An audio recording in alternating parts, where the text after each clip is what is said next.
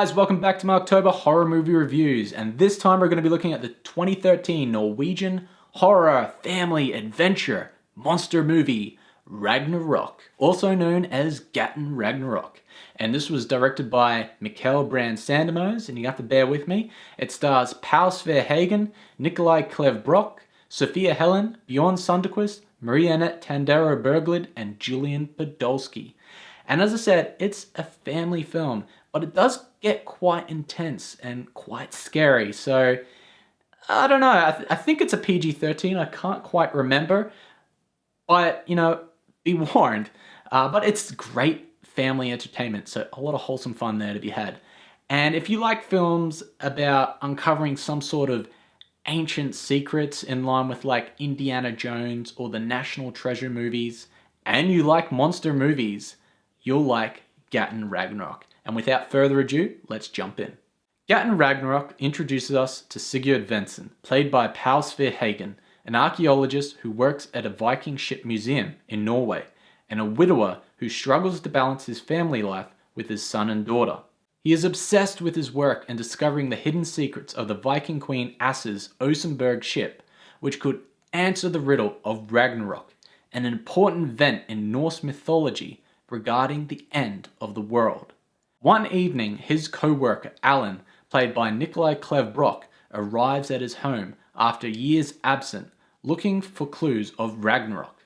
In his possession, he has a ruined stone, which after deciphering, turns out to be a set of directions to a place where the Osenberg Vikings had been, and possibly holds the secrets to Ragnarok, or even Viking treasure from years of ransacking all over Europe.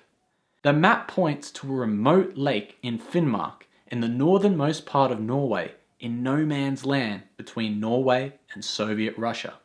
As it is school holidays, Sigurd brings along his children for the adventure. Sigurd and Alan meet up with Alan's assistant, Elizabeth, played by Sophia Helen, and hired guide, Leif, played by Bjorn Sunderquist, and begin their journey through the wide open and beautiful Norwegian countryside.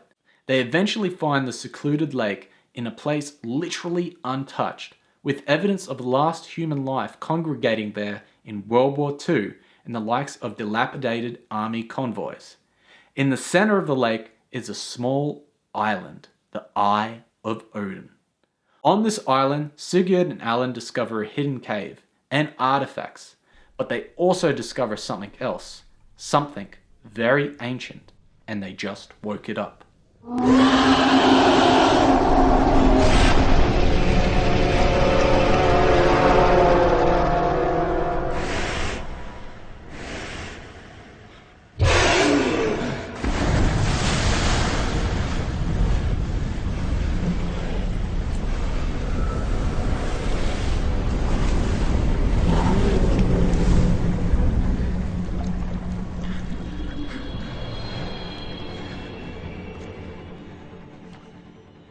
Like I said earlier, this is a great family horror film, and you just don't get too many of those today. It doesn't have gratuitous violence or gratuitous nudity, which is commonplace in horror movies today, but it does have some quite intense, scary moments and a great build-up to the reveal of the monster at the end. And it sort of, in that sense, pays homage to another great horror monster movie, Jaws, particularly with some scenes where the monster is looking up from underneath the water, because the monster in Ragnarok is a water-dwelling monster, but it can go on land. And for a movie that was, I think, US $5 million, according to IMDb, it looks really good, especially the monster, the effects of the monster. It looks really good. And the movie in a nutshell looks really nice, especially all the wide open scenes of the Norwegian countryside. It makes you want to go to Norway. And it stars Paul Sverhagen, and you might recognize him from the movie Kon-Tiki, another good Norwegian movie. He does a great job, and along with the supporting cast. But his character is sort of like a weak Indiana Jones. He's like, he is an archaeologist, and he likes going on an adventure, but whereas Indiana Jones is like all about carrying a whip and a sidearm and proclaiming, "It belongs in a museum." Paul Sverhagen's character is like, I just want to unravel this secret, and if I find anything, yeah, sure, you can have it. So he's a weak Indiana Jones, but if I'm getting a little bit of Indiana Jones, that's a good thing. And for a movie that's around an hour and a half, it hits all its marks, so it's definitely one to check out, so a thumbs up from me. And guys, let me know what you think about this movie if you've seen it, and if you know of any other Norwegian horror movies that I should check out, or family horror movies in that sense. Because Norway makes a lot of good movies these days, and I'm going to be looking at one in the very near future. It's not a horror movie, so keep in touch for that one. And as always, thanks for tuning in. I'm Paddy McManus, and don't forget to press that subscribe button below to support me.